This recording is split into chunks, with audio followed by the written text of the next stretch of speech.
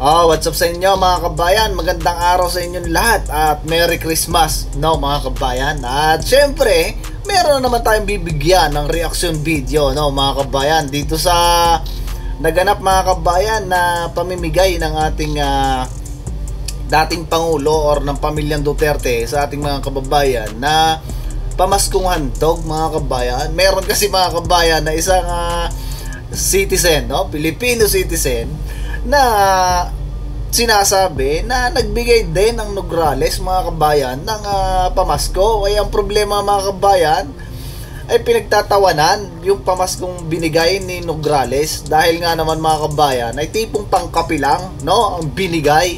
Pero syempre mga kabayan, kung bago ka pa lang dito sa ating channel at di ka pa nakasubscribe, ay inaanyayahan kita na mag-subscribe, no. At maraming salamat nga pala, no, sa mga nag-share ng ating mga video sa kanilang mga social media. Mga kabayan, maraming salamat, no. At nakikita ko na napakarami ng mga nandito sa ating channel na nagsishare. Maraming salamat mga kabayan. At dyan pa lang talagang magandang pamasko nyo para sa akin yan mga kabayan. Siyempre, pakinggan natin mga kabayan itong balita ng Channel 5, no. Dahil nabanggit nila dito kung gaano karami ang mga pumunta, no, dyan sa Baluarte o dyan sa lugar ni Pangulong Duterte. Nakakatuwa mga kabayang isipin, no, na kahit na wala na sa posisyon ng ating dating Pangulo ay napakarami na nagmamahal sa kanya, ano, at madaling araw pa mga kabayan ay pumila na para lamang makatanggap ng pamasko. At ang nakakatuwa diyan mga kabayan, aba, yan pala taon-taon ginagawa ng ating dating Pangulo. Ngayon lang ating mga kabayan na balitaan niya, nagbinalita sa TV. So pakinggan muna natin, no. Umako naman po tayo sa Davao City kung saan libo-libong katao na ang nakapila para mamasko sa pamilya Duterte. At live mula sa Davao City, nasa frontline ng balitang yan si Bril Montalvo. Bril, good morning at Merry Christmas. Gaano na ba kahaba ang pila dyan sa bahay ng mga Duterte? Andre, magandang umaga sa iyo at Merry Christmas. Halos 3 kilometro na nga ang pila dito sa Davao City ng mga residente simula kaninang madaling araw. Pila ito para sa taunang pamimigay ng pamasko ng pamilya Duterte tuwing December 25 mula rito sa kanilang Central House sa Taal Street, Central Park Subdivision. Grabe, haba. Taunang tradisyon na ng pamilya Duterte ang pamimigay ng pamasko. Ang iba nga sa mga nakapila kahapon pa nandito. Dito na rin sila inabutan ng Noche Buena. Hindi lang mga taga Davao City ang pumila rito. May iba na galing pa sa ibang probinsya.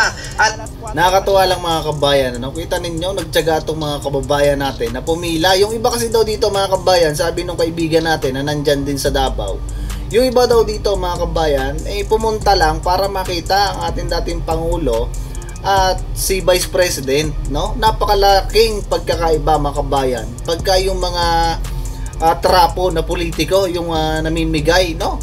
Kita ninyo, kundi sabihin pumalakpak walang papalakpak, dito mga kabayan masasaya, no, ang mga tao. At masasabi natin mga kabayan na sulit yung kanilang pagpunta dito. Isipin ninyo, dyan na nag-Noche Buena. Nakalain mo yan mga kabayan, nagtiyaga sila dyan na pumila na para lang maka-receive ng pamasko. At nakakatuwa lang mga kabayan, hindi naman pala yan, ano, yan pala sa pamilyang Duterte mismo galing, no mga kabayan. Unlike dun sa mga politiko na may mga picture pa nila. So tuloy natin mga kabayan. 4 kaninang madaling araw nang magumpisa ang pamimigay. Kasama sa mga natanggap nila ang food packs na may lamang bigas, dilata, cash at gift certificate. As of 6 a.m., umabot na ng mahigit 25,000 ang nakapila rito. Inaasahang patuloy ang madadagdagan ngayong araw. Noong 2023, umabot sa mahigit 40,000 ang namasko sa mga Duterte. Akalain mo yan mga kabayan, ganyan karami ang pumunta dyan para mamasko sa ating dating Pangulo, sa pamilyang Duterte. Isipin mo, dati pala 40,000. Ganon karami yung mga kabayan, yung 1,000 pa nga lang na magpila. Napakarami na, what more pa rin, 25,000 na rin at patuloy pa na nadadagdagan.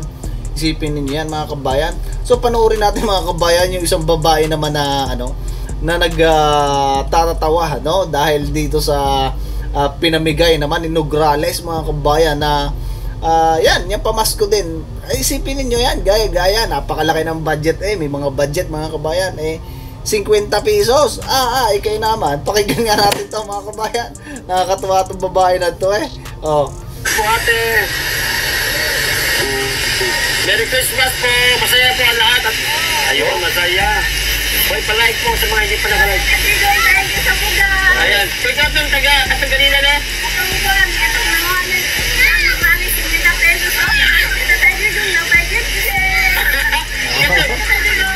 Yung pinuntahan nyo. Kanino na 50 pesos? Kanino nga, kanino? Yung tatay ni Dong, happy. Kita mo? Kita mo yan mga kabayan? Ganyan kasaya yung mga pumupunta. Tsaka sulit yung pagpunta nila mga kabayan. Partida niyan hindi pa presidente ang ating vice president. At pangalawa, hindi na rin pangulo ang ating dating pangulo mga kabayan. Isipin ninyo, ay may papalaing kiss pa si ate. Nakakahiya ka Nograles, putragis ka, 50 pesos. May value pa ba yung 50 pesos mo na yon? Pangkape nga lang talaga. Baka nga hindi makabili ng cappuccino yung 50 pesos na yan. Sus, pambihira. Kita mo mga kabayan, yung ating mga kababayan na nanditong namasko. Napakasaya. Yan yung tunay na pamasko mga kabayan. Unlike doon sa may mga mukha ng takbong congressman ano ba yan? Gobernador ko. Sir, hindi ako may sabi sir Hindi ako may sabi. Nagtanong lang ako sir. Well, Masi, Magapaludo, maraming salamat po, ma'am. Unsa?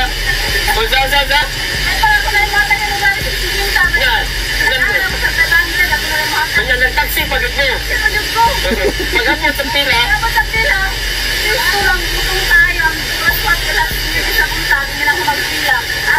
Sigwita pesos ng kalendaryo.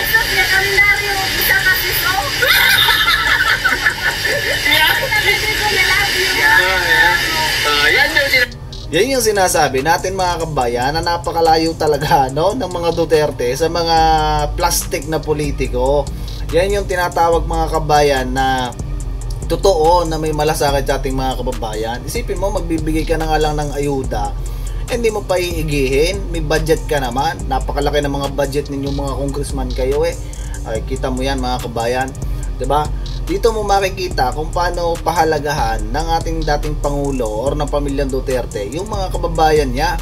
At isipin mo, may dayo pa mga kabayan na hindi taga Davao mismo ang pumunta para maka-receive ng pamaskong handog ng ating dating Pangulo. Yan yung nakakatuwa kasi mapapansin ninyo kung paano bigyan ng pagpapahalaga yung ating mga kababayan at ang totoong may malasakit sa mga Pilipino, unlike dito kay Bungit na pambihira mga kabayan, party to the max, na kahit na siya yung may sabi na kailangan wag garbuhan ang pag-celebrate ng Pasko, ay sila yon mga kabayan, happy na while yung ating mga kababayan ay kita ninyo tamang receive doon sa mga ayuda. Nakakahiya mga kabayan. At siyempre ay hanggang dito lang muna mga kabayan ang ating video, nakita ninyo yan, napansin ninyo na napakaganda, na pagkaganto kasasaya yung mga nakaka-receive ng pamasko, unlike dun sa kung di mo sabihin pumalakpak mga kabayan, hindi pa palakpak para pasalamatan yung nagbigay ng ayuda. Ito kasi mga kabayan ay ngayon ko lang nalaman na taon-taon pala nagbibigay ng pamasko ang ating dating Pangulo at ang mga Duterte, ang pamilyang Duterte. Yan yung nakakatuwa at ngayon ko lang nalaman to mga kabayan. Kundi pa nabalita sa TV, hindi natin malalaman at sa social media. So ayan mga kabayan, maraming salamat sa inyong panonood at see you sa susunod na video natin. At ingat kayo mga kabayan, Merry Christmas in advance, Happy New Year. Sana ay mapalitan na yung Pangulo ngayon kasi wala tayong napapalang maganda mga kabayan. Puro korupsyon ang nangyayari. So anyway, see you sa susunod na video mga kabayan.